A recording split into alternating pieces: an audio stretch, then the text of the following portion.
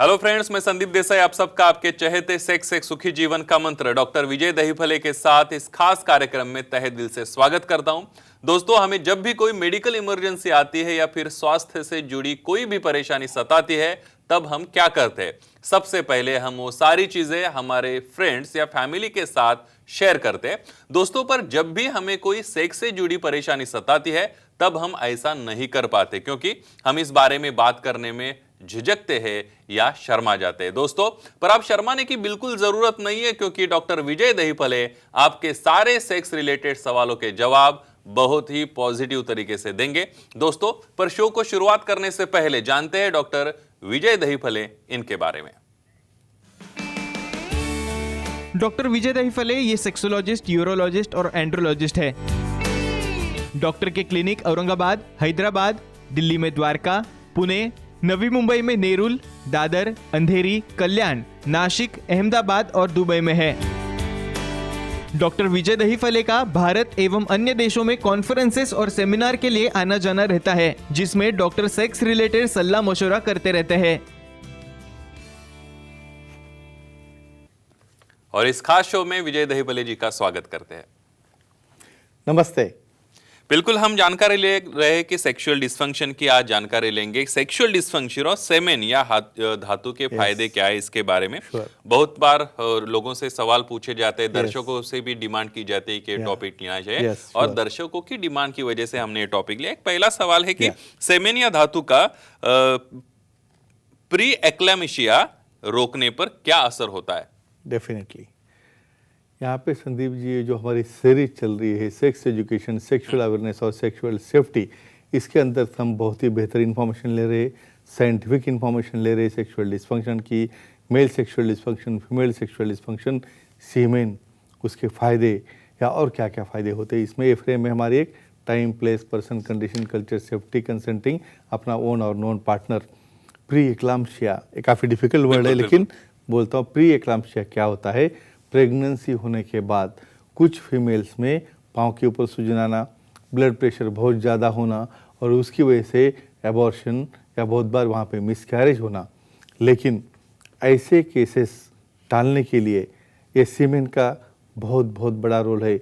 Vaginal root से हो या ओरल रूट से हो, जो सीमेन के अंदर जो प्रोटीन्स है उसका एक्सपोजर होता है जब ये पार्टनर को, तब ये पार्टनर के जो एंटीबॉडीज है जो बनते हैं, जो वो ऑलरेडी रिकग्नाइज करते हैं और इसका TGF फैक्टर बीटा कुछ रहता है इसके अंदर, तो उसकी ग्रोथ होने में, बच्चा अच्छा बढ़ने में और ये प्री एक्लाम्पसिया रोकने में डेफिनेटली काम में आते हैं, लेकिन अपना ओन, नोन और नॉन इन्फेक्टेड पार्टनर हो तो। बिल्कुल, सेमेन या धातु का प्रेग्नेंट महिला पर क्या असर होता है? डेफिनेटली अभी देखो, एक बार प्रेगनेंसी तो हो गई सीमेन की वजह से, लेकिन उसे हमें मेंटेन करना है 9 महीने तक। अभी ये 9 महीने तक मेंटेन करने के लिए कोई किसी तरह से कोई रिएक्शन ना हो या कुछ एंटीबॉडीज़ तैयार ना हो जिसकी वजह से ये बच्चे को कोई परेशानी हो जाए, तो जो फीमेल्स एक्सपोज है रेगुलर सेक्सुअल एक्टिविटी को ड्यूरिंग प्रेगनेंसी या इवन ओरल सेक्सुअल एक्टिविटी ने सीमेन समझो डिग्लूटेशन भी किया हो, उनकी प्रोटीन का रजिस्टर वो प्रोटीन आइडेंटिफाई करते हैं अगेंस्ट द सीमेन और टोटल 9 महीने तक बच्चे की डेवलपमेंट है, बच्चे की ग्रोथ है और उसके पूरे मेंटल, फिजिकल सब ग्रोथ होके एक्चुअली 9 महीने के बाद इवन नेचुरल डिलीवरी होने के लिए भी ये सेक्सुअल एक्टिविटी जहाँ पे ऑर्गेजम होता है और सीमेन डिपोजिशन होता है, नॉन इन्फेक्टेड, तो अच्छी तरह से काम में आता है। बिल्कुल, दर्शकों के सवाल भी आने शुरू हुए। सातारा से माधव हमारे साथ है। माधव जी, आपका सवाल पूछिए। हेलो। हाँ बोलिए। सर, संबंध होने पर धातु नहीं निकलता तो क्या करें? ऐसा भी होता है क्या? डेफिनेटली होता है। कुछ केसेस में रिट्रोग्रेड इजैकुलेशन, यानी एक्ट तो पूरा हो गया, अभी सीमेन बाहर आने के बजाय वो सीमेन जाता है रिवर्स हमारे ब्लैडर में, यूरिन के थैली में। क्यों होता है ऐसा? कुछ न्यूरोलॉजिकल कंडीशन से, हाइपर रिफ्लेक्स क्या है, वहाँ पे स्पिंक्टर क्लोज होता है और रिवर्स जाता है सीमेन उसके अंदर, तो इसकी वजह से बच्चा भी नहीं होता है, उसे सेटिस्फैक्शन भी नहीं मिलता है। जब यूरिन करेगा वाइट कलर की स्टिकी यूरिन निकलती है। ऐसे कंडीशन में कुछ रिलैक्सेंट है, मसल रिलैक्सेंट है या कुछ यूरोडायनेमिक स्टडी करके कुछ ब्लैडर प्रॉब्लम है क्या, ये सब देख के उसे ट्रीट किया जाता है। विशेषज्ञ से मिलने के बाद बहुत अच्छी ट्रीटमेंट है, उन्हें कुछ चिंता करने की जरूरत नहीं। बिल्कुल, इसके बाद एक बहुत ही महत्वपूर्ण सवाल है कि सेमेन या धातु का ब्रेन डेवलपमेंट पर क्या असर होता है? देखो क्या क्वेश्चन है, ऐसा कभी इमेजिन करते या होगा किसने? नहीं, फिर भी हम इसको साइंटिफिक आंसर देंगे। TGF, tissue growth factor beta, nerve growth factors कहाँ रहते हैं?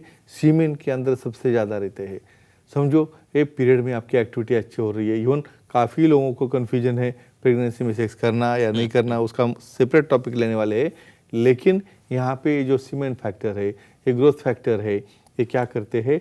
डेफिनेटली ब्रेन के कुछ एरिया जो है यानी वो डेवलपमेंट करने में वहाँ पे काफ़ी अच्छी मदद होती है, जिसकी वजह से ये बच्चा बहुत हेल्दी, ओनली हेल्दी नहीं, मेंटल हेल्दी या उसकी ब्रेन डेवलपमेंट में ये TGF फैक्टर की वजह से बहुत अच्छी मदद होती है। तो कितना इम्पोर्टेंट है साइंटिफिक नॉलेज लेके आपको एक्टिविटी करने में। बिल्कुल। सेमेन या धातु का फर्टिलिटी पर क्या असर होता है, ये भी सवाल अक्सर पूछा जाता है। Definitely it's correct. फर्टिलिटी पे कैसे असर होता है? इससे उसके एलिमेंट जो है समझो अच्छे रहेंगे, नॉर्मल रहेंगे, तो उसकी मोटिलिटी है स्पर्म की, उसकी मैच्योरिटी है, उसके न्यूक्लियस के अंदर का जो DNA है, और बहुत बार जो ओवुलेशन होने में भी उसका काफ़ी अच्छा फ़ायदा होता है। तो एक ही कहूँगा, ये सीमेन की वजह से, रेगुलर एक्टिविटी की वजह से फीमेल पार्टनर के भी हार्मोन्स में चेंजेस होते हैं, उसका ओवुलेशन होने में भी मदद होती है। कब? लेकिन जब वो ऑर्गेज्म में जाए और आपका हेल्दी सीमेन वहाँ पे डिपॉजिट होके वहाँ पे एब्सॉर्ब हो जाए, तभी आपको ये फायदा है। बिल्कुल। दर्शकों का और एक फोन है वालकेश्वर मुंबई से। अमायरा अपने साथ है। अमायरा जी, आपका सवाल पूछिए।